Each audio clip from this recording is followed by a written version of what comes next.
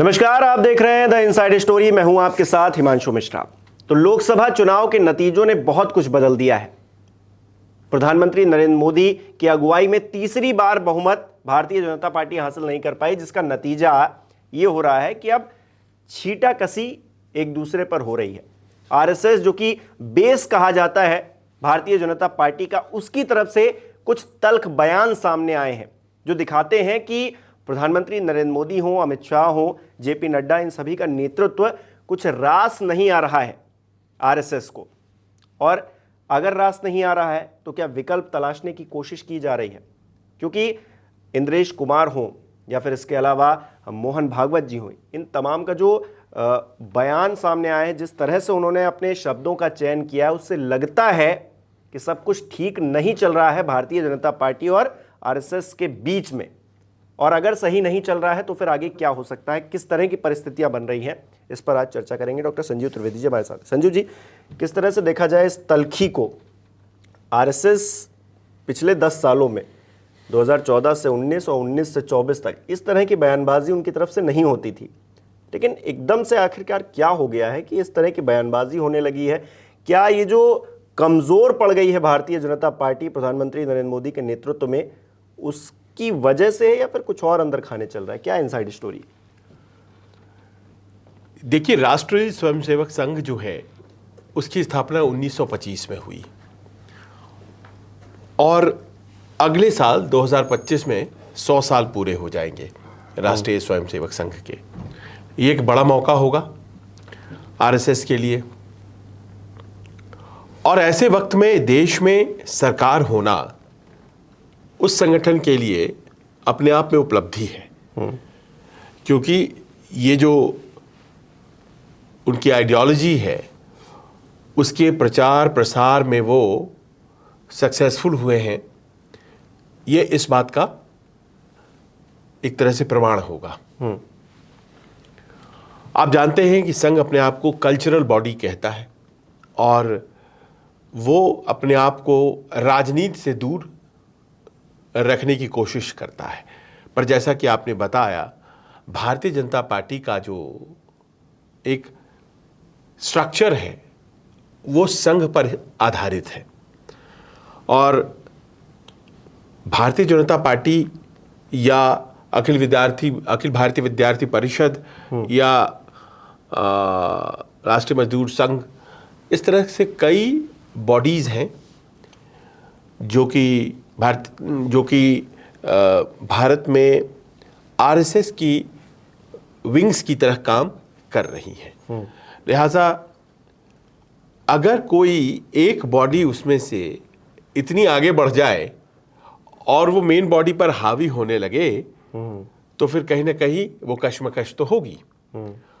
और पिछले 10 सालों का ये सिलसिला है कि भारतीय जनता पार्टी मजबूत होती चली गई और इतनी मजबूत हो गई कि उनके अध्यक्ष ने चौथे चरण के मतदान के बाद एक इंटरव्यू में जेपी नड्डा जी ने ये कह दिया कि पहले हमें आरएसएस की ज़रूरत होती थी, अब हम इतने मजबूत और विशाल हो गए हैं कि अब हमें आरएसएस की ज़रूरत नहीं है। ओवर कॉन्फिडेंस, अब तो आप कह ही सकते हैं।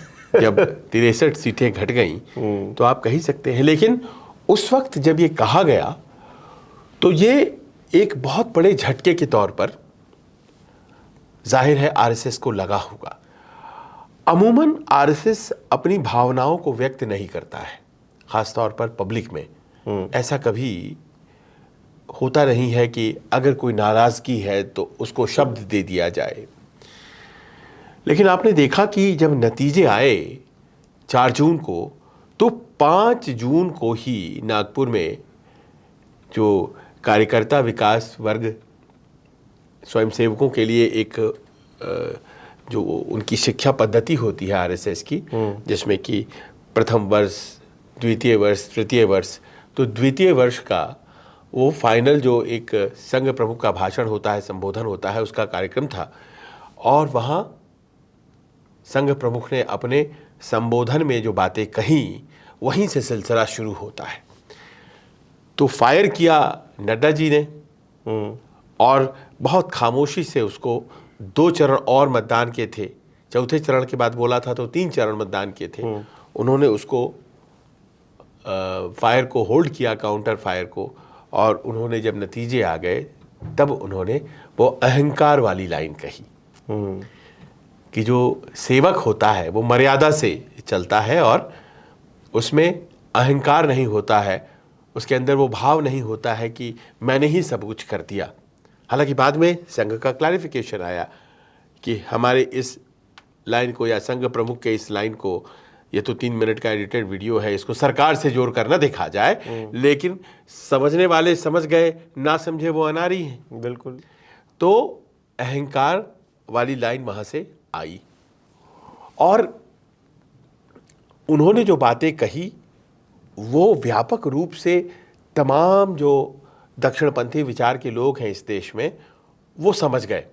जो भारतीय जनता पार्टी का समर्थन करते हैं या उन्हें वोट देते हैं वो समझ गए कि दरअसल इस बार अगर नुकसान हुआ है तो कैसे हुआ है नुकसान। वोट परसेंटेज घट गया, वोट परसेंटेज घट गया और इतनी चर्चा पन्ना प्रमुख बूथ कमेटियां इसकी हुआ करती थी। वोटर कौन निकाल के ले जाता था, वो कौन था स्ट्रक्चर में काम करता हुआ, वो कौन लोग होते थे जो अपने लिंक्स का इस्तेमाल करते थे और फिर लोगों को लेकर के आते थे। और ये सिलसिला चौथे चरण के बाद नहीं है, यह सिलसिला तो बहुत पहले शुरू हो गया था। चौथे चरण के बाद तो भारतीय जनता पार्टी प्रमुख ने ही बोल दिया, लेकिन उसके पहले ही ये जो अनदेखी, साइडलाइनिंग, हाशिए पर रखना, इसका सिलसिला तो काफ़ी दिनों से चल रहा था। और आपने वो देखा कि किस तरह से भारतीय जनता पार्टी के नेता लगातार वोटरों से अपील कर रहे हैं, बाहर निकलिए, वोट दीजिए, बाहर निकलिए, वोट दीजिए। सब लोग बाहर नहीं निकलते हैं, निकालना पड़ता है। और उसकी व्यवस्था कौन करता था? संघ करता था। संघ का अपना एक नेटवर्क है जगह जगह लोगों के बीच। वो उत्तर प्रदेश में भी है, हरियाणा में भी है, राजस्थान में भी है, और वो चुपचाप अपने उस नेटवर्क का उस दिन प्रयोग करता है और उनसे वो लगातार सालों भर संपर्क में रहता है और जाकर के उनको ये कहता है कि चलिए वोट दीजिए। आप गाड़ियों का इंतजाम कर सकते हैं एज ए कैंडिडेट, पर उसमें लोग बैठे और बूथ तक जाकर के आपको वोट दे दे, इसका इंतजाम तो कैंडिडेट नहीं कर सकता है। तो लेकिन कहा यही जाता है कि संघ ने अपने आप को इस पूरे कार्यकलाप से इस बार अलग किया था, क्योंकि इस बात का उसे दर्द था, दुख था कि जब चुनाव की तैयारी चल रही थी तो कहीं भी कोई विचार समन्वय आरएसएस से नहीं था। ये संघ भी एक परिवार कहा जाता है, तो ये संघ परिवार से मोदी का परिवार तक का जो ये सफ़र है, कहाँ पर आपको लगता है सबसे ज़्यादा टूट हुई है, या फिर सबसे ज़्यादा जो मनभेद हुआ है वो किस दौर में हुआ है, किस दौर में रहा है? कुछ मतलब इस 10 साल के कार्यकाल को अगर देखें तो कहाँ पर लगता है, क्योंकि शुरुआत तो वहीं से होती है। देखिए, हमारे देश में जो 2 बड़ी क्लियर कट विचारधाराएं हैं, उसमें एक तो है जो कि दक्षिणपंथी विचारधारा है, जिसकी बात हम लोग कर रहे हैं, राइट विंग जिसे कहा जाता है। दूसरी विचारधारा इसके ठीक खिलाफ खड़ी है, वो वामपंथ की है। Communist party of India, communist party of India Marxist, communist party of India, अब तो माले भी बहुत प्रमुख हो गया है। और वैसे भी कई फॉरवर्ड ब्लॉक और इस तरह के जो विचारधाराएं हैं वो कमज़ोर हुई हैं पार्टियां, लेकिन वैचारिक रूप से उस तरह के सोच वाले लोग कम नहीं हुए हैं। आप हर आंदोलन में लाल झंडा देख सकते हैं।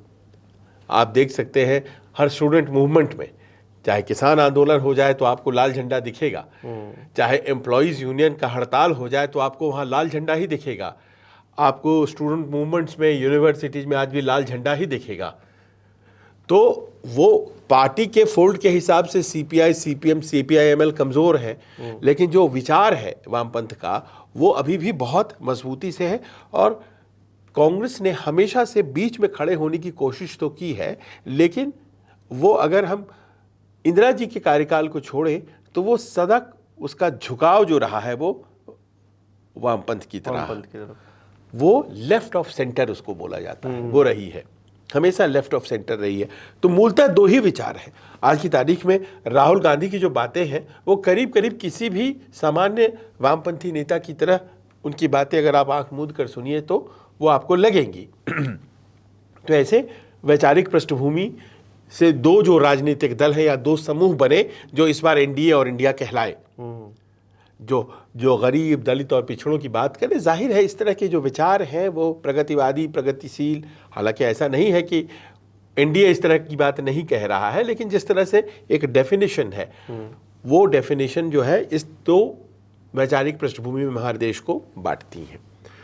तो संघ का जो वैचारिक आधार है वो समय समय पर अपने सरसंघ चालक के जरिए वो एक्सप्रेस होता रहता है, और उनका वैचारिक वो दरअसल एक बृहत्तर हिंदू समाज की बात करते हैं, है ना, और उसमें वैमनस्य नहीं है। वो नहीं मानते हैं कि जो प्रतिपक्ष है वो हमारा दुश्मन है, युद्ध नहीं हो रहा है। वो मानते हैं कि कांग्रेस और इंडिया गठबंधन, जैसा कि संघ प्रमुख ने उस दिन बोला कि 5 तारीख को, कि वो उनका भी अपना एक व्यू है और वो प्रतिपक्ष है। तो आप अगर प्रतिपक्ष को वो सम्मान नहीं दे सकते हो तो ये अहंकार है। क्योंकि समाज जो है वो, भारत का एक समाज जो है वो बनकर मजबूत होगा, तभी जाकर के हम उस कल्चरल नेशनलिज्म की बात कर पाएंगे, उसको मजबूत कर पाएंगे, जिसके लिए संघ अपनी वैचारिक लड़ाई लड़ रहा है। तो ये सारी बातें जो है वो संघ निरंतरता में करता है, और निरंतरता में जो नेतृत्व होता है वो बदलता रहता है। आप याद करिए, आडवाणी जी और अटल जी के बाद भी तो बीजेपी है ना, तो ये रिप्लेसमेंट कौन लेकर के आया? मोदी जी आज की तारीख में प्रधानमंत्री हैं, तो वो क्या संघ की भूमिका नहीं है? कोई नहीं कह सकता है। तो अगर उनको लेकर के, वो एक प्रांत के मुख्यमंत्री थे, उनको लेकर के यहाँ आए, और एक आपको याद होगा 2009 में चुनाव हारने के बाद 2014 में भी आडवाणी जी लड़ना चाहते थे, और वो बड़े नाराज हुए थे इस बात पर कि मोदी जी को क्यों लाया जा रहा है। वो सब हम लोगों ने कवर किया था, उनकी नाराजगी। उनके कैंप के लोग, यशवंत सिन्हा, शत्रुघ्न सिन्हा, जो सेकंड लाइन थी वो बट गई थी। कुछ लोग मोदी जी की तरफ आ गए थे, कुछ लोग उधर ही रह गए थे। पलटू राम, उस वक्त भी बहुत लोगों को कहा गया था कि जिनको आडवाणी जी ने और बढ़ाया था वो भी देखिए कि नई सामने आ रही है, नया नेतृत्व, तो वो उस तरफ चले गए थे। खैर, तो वो जो है जब बदलाव हुआ तो जाहिर है कि उसमें संघ की भूमिका थी। अब आज की तारीख में क्या हुआ कि टिकट सिलेक्शन हो रहा है तो संघ से कुछ नहीं पूछा गया। बहुत सी ऐसी करीब करीब 25 सीटें बताते हैं संघ के लोग कि उत्तर प्रदेश में थी जिसमें कि विचार तक नहीं लिया गया, पूछा तक नहीं गया, ऊपर से तय कर दिया गया कि भाई ये लड़ेंगे। जैसे मान लीजिए जौनपुर की सीट कृपाशंकर सिंह, अचानक से आप कैसे दे सकते हैं कैसे व्यक्ति को जो कल तक कांग्रेस का था? ये प्रश्न उठा था उस वक्त।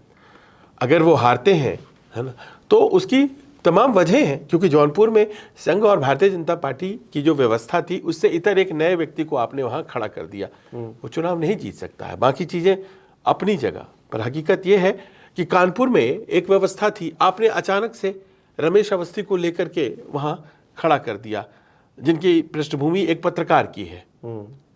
तो आपने कैसे वहां पर खड़ा कर दिया? किससे पूछ करके खड़ा कर दिया? आखिर कोई तो वजह रही होगी ना। तो इस तरह से कौशाम्बी में, बस्ती में, बहुत सी जगहों पर उनका विरोध था। वो तमाम सीटें हार गई भारतीय जनता पार्टी, और जाहिर है कि उन उम्मीदवारों के लिए, कानपुर में तो जीत हुई, पर बाकी जगहों पर वो तमाम उम्मीदवार जो कि लाए गए थे बाहर से, और कहा यह जाता है कि इस बार करीब 43 उम्मीदवार जो हैं भारतीय जनता पार्टी के वो चुन लिए गए थे। जो लोग आए थे बाहर से उसमें से मात्र 14 जीत पाए, और 132 लोगों का टिकट काट दिया गया था भारतीय जनता पार्टी के जो सिटिंग सांसद थे। बहुत सी चीज़ें इसमें संघ को उचित नहीं लगी, और उन्होंने अपनी नाराज़गी कभी व्यक्त नहीं की। अब जाकर के आपने देखा कि पहले मोहन भागवत जी ने, उसके बाद इंद्रेश जी ने अपनी अपनी बातें कही हैं। इंद्रेश कुमार ने जयपुर में कहा है कि जो राम भक्त थे उनको और जो रामद्रोही थे, हालांकि ये शब्दावली का उन्होंने प्रयोग किया है, बहुत लोग अग्री नहीं करते हैं, तो उनको भी न्याय किया है। तो भाई उनको तो 241 पे रोक दिया है, और जो मंदिर का दर्शन नहीं करने गए थे उस वक्त, उनको भी बहुमत नहीं दिया है। तो अपनी तरफ से लेकिन ये कह दिया कि भाई आप को रोक दिया गया, जो आप अहंकार की बात हो रही है, आपको रोक दिया गया, आप नहीं पहुंच पाए, और इसी तरह से राम जी न्याय करते हैं। अब आपको बताएं कि यहाँ संघ और भारतीय जनता पार्टी के बीच जो राम मंदिर की प्राण प्रतिष्ठा थी, उसको लेकर भी बताया जाता है कि मतभेद था। वो चाहते थे कि इलेक्शन के बाद हो। अच्छा, इलेक्शन के बाद होने से एक वो राष्ट्रीय आंदोलन होता, इलेक्शन के पहले होने से वो एक राजनीतिक आंदोलन हो गया। ये एक बहुत बड़ा डिफरेंस है। वो चाहते थे संघ के लोग कि इसको हम एक राष्ट्रीय आंदोलन बनाए, और आप चुनाव के पहले करेंगे तो हम लोग ही भी ये बात करते हैं, कहते हैं कि अरे वो तो चुनाव के लिए उन लोगों ने जल्दी जल्दी सब कुछ किया, जो कि शायद बहुत लोगों को सही भी लगता है, बहुत लोगों को गलत लगता है कि भाई मूर्ति की प्राण प्रतिष्ठा की गई, अभी मंदिर तो बनना बाकी ही है। कुछ लोगों ने इसको जस्टिफाई किया, कुछ लोगों ने नहीं किया। शंकराचार्य नाराज हुए, उनको मनाया नहीं गया। तो तमाम चीज़ें संघ चुपचाप देख रहा था। आज जब नतीजे आ गए हैं तो उन्होंने खुल करके बोलना, इन बातों को शुरू किया है। कुछ लोग ये कह रहे हैं सोशल मीडिया पे कि अब बोलने से क्या हो रहा है या फिर क्या हुआ, और आप अगर बोल भी ले रहे हैं तो फिर क्या हो जाएगा। मतलब इसका कोई इम्पैक्ट नज़र आता है प्रधानमंत्री नरेंद्र मोदी के राजनीति करने के क्या तरीके में कुछ बदलाव आएगा इन सब चीज़ों से, या फिर ये नाराज़गी इतनी ज़्यादा हो गई थी कि अभी लावा जो है थोड़ा सा बाहर निकला है, पूरा निकलता तो कोई और बड़ा बम ब्लास्ट होता कुछ। आप इस बात को देखिए कि ये भारतीय जनता पार्टी की सरकार रही पिछले 2 बार, बहुमत तो उनका ही था, और मंदिरों का जीर्णोद्धार जिस व्यापक पैमाने पर हुआ, अयोध्या और बात काशी और मथुरा की लगातार, और अब नतीजों की बात कर लीजिए। अयोध्या में हार, चित्रकूट में हार, रामेश्वरम में हार, बार बार प्रधानमंत्री वहां गए थे, बिल्कुल, नासिक में हार। मैं टेम्पल टाउन्स गिनवा रहा हूं आपको, ये तमाम टेम्पल टाउन्स हैं, है ना। वाराणसी में 3.2 लाख वोट प्रधानमंत्री को कम आए, अनदर टेम्पल टाउन जहां बहुत काम हुआ था। कहीं ना कहीं कुछ है गड़बड़, जो कि संघ तो समझ रहा है, लेकिन भारतीय जनता पार्टी को वो कह रहा है कि आप समझ नहीं पा रहे। और जिस तरह से इंडिया गठबंधन ने अपने आप को रिग्रुप किया है और वस्तुतः उन मुद्दों को छुआ, पकड़ा और उभारा है जो जनता से, उसके सरोकारों से जुड़े हुए हैं, उसको सफलता मिली है। ऐसा नहीं है। आप अयोध्या में क्या आपने बनाया, वैटिकन बनाया एक तरह से ना, हिंदूज का सबसे बड़ा जो आराध्य स्थल हो सकता है, वहाँ पर भारतीय जनता पार्टी चुनाव हार जाए। और मैं तो मेरठ कवर कर रहा था, श्री राम जी के नाम पर अरुण गोविल खड़े हुए और मात्र 8 या 10 हजार वोटों से जीत पाए। ये स्थिति हो गई थी यहाँ पर कि एक बार तो लग रहा था पीछे चल रहे थे, और उनकी और कोई पहचान नहीं है सिवाय इसके कि मर्यादा पुरुषोत्तम राम की उन्होंने टेलीविजन चैनल सीरियल में भूमिका निभाई है, अदरवाइज और कोई पहचान उनकी नहीं है। रामायण में प्रभु श्री राम का किरदार उन्होंने निभाया, इस कारण से वो खड़े हो गए थे। लोग उन्हें ही राम मानते हैं। लेकिन मतलब उनकी आप ऐसी छवि बनी हुई। तो यानी कि आप भारतीय जनता पार्टी कुछ सोच रही थी और जनता जनार्दन कुछ और सोच रही थी। यानी कि ये जो ज़मीन पर काम होना चाहिए था, जिस तरह से करना चाहिए था, आरएसएस ने नहीं किया, ये हम इस बात को स्वीकार करें, या फिर ये जो व्यापक पैमाने पर इंडिया गठबंधन ने अपना इम्पैक्ट डाला और आरएसएस ने कुछ नहीं किया, मतलब कुछ नेगेटिव करने के बजाय कुछ किया नहीं, पॉजिटिव करते तो फिर हो सकता है नतीजे कुछ चेंज। आपका बिल्कुल आकलन सही है। क्या होता है कि जब चुनाव आने में लगते हैं तो समन्वय समितियां होती हैं जिला स्तर पर, उसकी बैठकें होती हैं संघ और भारतीय जनता पार्टी की। ये सब इंटरनल फंक्शनिंग की जो बातें हैं उसमें जिला अध्यक्षों की जो नियुक्ति होती है बहुत बड़ी भूमिका होती है उसमें संघ की, क्योंकि वो राजनीतिक कार्य के साथ साथ संघ के कार्य भी करता है। तो जो बैठकें होती हैं समन्वय की, उसी में तय होता है कि हमारे ये उम्मीदवार आएंगे, इन उम्मीदवारों को कहाँ कहाँ हम लोग को लेके जाना है, किन किन जगहों पर उनसे कार्यक्रम करवाने हैं, वोटिंग के दिन कौन कौन कहाँ कहाँ तैनात रहेंगे, किस तरह से निकलेंगे, सब लोग को लेकर के बूथों पर कैसे जाया जाएगा। पिछले 1 साल में इस तरह की बैठकें नगण्य हो गई। संघ ने चुनाव से ठीक 1 साल पहले से कहा जाता है करीब 1 लाख इस तरह की बैठकें क्षेत्रों में की, पर जिसमें कि वो परिवारों के बीच जाते हैं, उनके साथ बैठते हैं, खाना पीना होता है और बातें वो करते हैं धर्म और संस्कृति की, राष्ट्रवाद की। पर एक एंगल उनका रहता है कि जब चुनाव आएंगे तो फिर हम आएंगे आपके पास और आप हमारे साथ चलिएगा। इस बार जो है भारतीय जनता पार्टी की तरफ से आया ही नहीं कोई फरमाइश। बहुत सी जगहों पर बताया गया हमें राष्ट्रीय स्वयंसेवक संघ की तरफ से उत्तर प्रदेश में खास तौर पे कि मदद की ज़रूरत भी है। उन्हें लगा कि हमारी बूथ कमेटी, हमारे पन्ना प्रमुख जो भारतीय जनता पार्टी के हैं वो बहुत ही मजबूत है, पर दरअसल वो थे आरएसएस के। वो भारतीय जनता पार्टी के तो थे ही, पर उनकी जो मूल बॉडी है उनकी वो तो आरएसएस है, संघ है। तो वो निष्क्रिय और शिथिल जैसे ही हुए। आप मतलब ही नहीं रख रहे हैं, आपको लग रहा है कि आप बहुत मजबूत हैं। हम लोग पहले बात कर रहे थे गडकरी जी को लेकर, वो तो आरएसएस मतलब आप समझिए उनके गढ़ में ही है, तो उनको जिस तरह से निगलेक्ट किया जा रहा था, या फिर हालांकि वो काम इतना करते हैं, वो उनके काम करने का जो तरीका है वो हर किसी को पसंद है, वो विपक्ष के नेता भी उनकी तारीफ करते हैं इस चीज़ में। तो लेकिन उनको लेकर ये कहा जा रहा था कि इस बार वो चुनाव लड़ भी पाएंगे या नहीं लड़ पाएंगे। तो ये संकेत एक बहुत पहले से था कि आरएसएस और भारतीय जनता पार्टी के बीच में सब कुछ ठीक नहीं चल रहा है। देखिए, गडकरी जी नागपुर से हैं और आपको याद होगा वो अध्यक्ष बनाकर जब भेजे गए थे दिल्ली, तो दिल्ली में उनको कोई जानता नहीं था। संघ ने एक ऐसे व्यक्ति को भेजा था उस वक्त भारतीय जनता पार्टी का अध्यक्ष बनाकर, जो यहाँ की एक यूँ कहें कि एक जो कह सकते हैं ना कि एक मठाधीशों का समूह बन गया था, जो सरकार में भी रहा था और सरकार से अब बाहर था तो भी उसकी ही चल रही थी भारतीय जनता पार्टी के शीर्ष नेतृत्व के तौर पर। अटल आडवाणी का दौर, उसी में से जुड़े हुए अनंत कुमार, सुषमा स्वराज, जसवंत सिंह, यशवंत सिन्हा, वेंकैया नायडू, ये तमाम लोग ऐसे लोग, मजबूत लोग जिनके आगे कोई नहीं खड़ा होता, और ऐसे में अध्यक्ष बन के आते हैं नितिन गडकरी।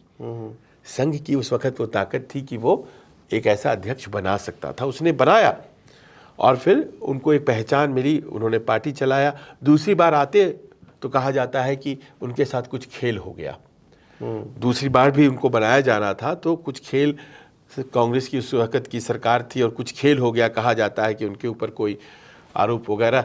तो वो कहानी अपनी जगह, लेकिन संघ ने उस वक्त ये व्यवस्था की थी और उसी व्यवस्था का परिणाम है कि बाद में गुजरात प्रांत के मुख्यमंत्री, राष्ट्रीय नेता और कैंपेन के चेहरा बने प्रधानमंत्री पद के साल 2014 के चुनाव में, क्योंकि वो बदलाव करने की कोशिश में थे।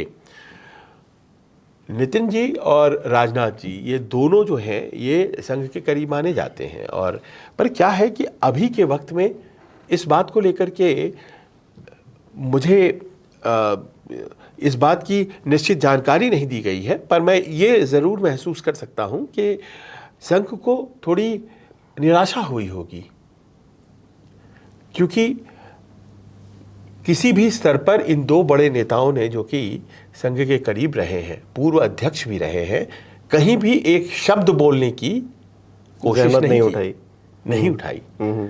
और जिस व्यवस्था के साथ चलना है उसी व्यवस्था के साथ चले। मैं आपको बताता हूँ एक एग्जाम्पल। मणिपुर के बारे में 5 तारीख की स्पीच में बोला सरसंघ चालक ने, मोहन भागवत ने। मणिपुर गृह मंत्री के द्वारा हैंडल किया गया था। संकेतों में उन्होंने कहा कि दरअसल ये ठीक हैंडलिंग नहीं हुई है। उसके बाद मंत्रिमंडल हुआ, मंत्रिमंडल में फिर से गृह मंत्री वही हुए, तो आपने उनकी बात को दरकिनार कर दिया। तो ये जो अहंकार का आरोप लगाया जा रहा है, हो सकता है मैं गलत हूं, तो कहीं ना कहीं ऐसा लगता है कि इन सब भावनाओं को भी आपको समेटना पड़ेगा, समझना पड़ेगा कि आखिर क्यों इंद्रेश जी और उसके पहले मोहन भागवत खुल करके अब सामने आ रहे हैं। आखिर क्या वजह है? वजह यह भी है कि अगले 2 महीनों के भीतर नए अध्यक्ष का चुनाव होना है भारतीय जनता पार्टी के। बिल्कुल। और नड्डा जी के बारे में हम लोगों ने जैसी बात की, अब दोबारा उनको बनाया जाएगा इस बात की संभावना कम नजर आती है, लिहाजा वो अब संगठन से सरकार में जा चुके हैं। बिल्कुल। और मौजूदा बहुत से लोग जो कि अध्यक्ष बन सकते हैं वो भी अब सरकार में हैं। अमित शाह, शिवराज सिंह चौहान, तो कोई नया चेहरा है क्या? नए लोगों के प्रति जो है हमेशा संघ सोचता है। और शायद यही वजह है कि इस टाइम थोड़ा दबाव डालकर इस तरह की बयानबाजी करके जो जिस चेहरे को वो बैठाना चाहते हैं भारतीय जनता पार्टी के उस पद पर शायद बैठाएं। ये भी एक स्ट्रैटेजी संभव है। अब देखिए इसमें यही है कि क्या संघ इतना पावरफुल है आज की डेट में, उसकी भी अपनी परीक्षा है। क्योंकि प्रधानमंत्री मोदी का व्यक्तित्व तो सबसे पावरफुल हो गया और शायद यही वजह थी कि उस दिन नड्डा जी ने ये कह दिया कि अब हमें ज़रूरत नहीं है। लेकिन क्या होता है कि ज़रूरत तो सबको सबकी होती है। When you are dealing with people तो आपको तो ज़रूरत आवश्यकता पड़ती है। चूहे और शेर वाली कहानी हर प्रधानमंत्री मोदी से इसको तो बेहतर कोई जानता नहीं है। तो ये जो बातें कही जा रही थी इसका मर्म जो है वो तो नतीजों में दिखता है कि एक डिस्कनेक्ट जो हुआ उसका बहुत बड़ा नुकसान हुआ। और जिस स्पिरिटेड तरीके से अखिलेश यादव ने, राहुल गांधी ने, तेजस्वी यादव ने, ममता बनर्जी ने, उद्धव ठाकरे ने काम किया, स्टालिन ने काम किया, उसका एक प्रतिफल है। आपको 100 सीटों से उछाल पाया विपक्ष ने और 234 पर जाकर के आज की तारीख में बैठी हुई है। और वोटिंग परसेंटेज में मात्र 2% का अंतर है। 43% पर एनडीए है, 41% पर इंडिया है, तो जस्ट 2%। और ऐसे में अब सामने चुनाव है। 3 बड़े क्रूशल राज्य हैं, महाराष्ट्र, हरियाणा और झारखंड। और इन तीनों राज्यों में भारतीय जनता पार्टी की सीटें कम गई हैं। हरियाणा और राजस्थान और महाराष्ट्र, अगर आप केवल इतनी ही, और उत्तर प्रदेश, इन 4 राज्यों को ही अगर गिन लें तो करीब 60 सीटें घट गई हैं भारतीय जनता पार्टी की। और ये सब ऐसे राज्य हैं जहां संघ बहुत मजबूत है। और शायद इसीलिए अब देखिए सबों की निगाहें जो हैं वो शनिवार को बैठक हो रही है भागवत जी की गोरखपुर में। उत्तर प्रदेश के मुख्यमंत्री और गोरख पीठ के मठाधीश इस वक्त महंत योगी आदित्यनाथ जी के साथ, और बहुत ही ज़्यादा मीनिंग अटैच किया जा रहा है। हम लोगों को पता नहीं है कि क्या है इसके मीनिंग और नहीं है, लेकिन ये अपने आप में चुनाव के बाद ये पहली बैठक है और वहाँ भी कार्यकर्ता वर्ग है। तो जाहिर है कि वो संबोधन भी है और उसके बाद तमाम वो आरएसएस का जो अपना हिसाब किताब होता है, तो उसके बाद लेकिन मुलाकात हो रही है। तो ये अपने आप में बहुत महत्वपूर्ण है। और शायद यही वजह है, हिमांशु, आखिर में बताना चाहूँगा कि कानपुर में केरल में आगामी 30 या 31 अगस्त से 2 सितंबर के बीच में समन्वय बैठक बुला ली गई है, जिसमें कि संघ और उसकी जितनी अनुषांगिक जो बॉडीज़ हैं, जिसमें कि भारतीय जनता पार्टी है, हमारा भारतीय मजदूर संघ है, अखिल भारतीय विद्यार्थी परिषद है, और भी जितने भी अनुषांगिक बॉडीज़ हैं, भारतीय विकास परिषद है, ये तमाम बैठेंगे और फिर विचार गोष्ठी होगी। यानी कि चुनाव से ठीक पहले आपको अक्टूबर नवंबर में इन सभी राज्यों में चुनाव है, तो उसके पहले समन्वय की ये बैठक बुला ली गई है। तो मुझे लगता है कि जो चुनावी डिबाकल है, 63 सीटों की जो कमी आई है, उसमें बहुत बड़ी वजह यह है कि इंडिया गठबंधन ने बहुत बढ़िया प्रदर्शन जनता के सरोकारों को उभार करके किया। लेकिन एक छोटी वजह यह भी है कि भारतीय जनता पार्टी कहीं ना कहीं अपने आप को संघ से ज्यादा मजबूत मान रही थी, ओवर कॉन्फिडेंट थी, और उसका भी उसको नुकसान। तो कुल मिलाकर भारतीय जनता पार्टी और आरएसएस के बीच में रिश्ते थोड़े तल्ख हो गए हैं, थोड़े कड़वे हो गए हैं। ऐसे में अब उन रिश्तों में कैसे मधुरता लाई जाएगी। समन्वय बैठक हो रही है, जैसे कि संजीव जी बता रहे हैं। अब इस समन्वय बैठक में क्या होगा, क्योंकि जब तक आप चुनाव जीत रहे थे, आप मजबूत थे, तब तक तो कोई नहीं बोल पाया, भले ही कोई बात बुरी लगी हो या ना लगी हो। लेकिन अब जब आप कमजोर हो रहे हैं तो फिर चीजें निकलकर सामने आ रही हैं और ये चीजें कहीं ना कहीं पार्टी को भी नुकसान पहुंचा रही, चुनावी तौर पर भी पहुंचा रही हैं, एक छवि के तौर पर भी पहुंचा रही हैं। तो चीजें सही करनी होंगी, दुरुस्त करनी होंगी। कैसे करेंगे वो भारतीय जनता पार्टी का शीर्ष नेतृत्व जाने। फिलहाल ताजा अपडेट के लिए आप न्यूज़ 24 के साथ बने रहिए। ये एपिसोड कैसा लगा हमें कमेंट करके जरूर बताइए, आपके जो विचार हैं वो भी बताइए। बहुत बहुत शुक्रिया।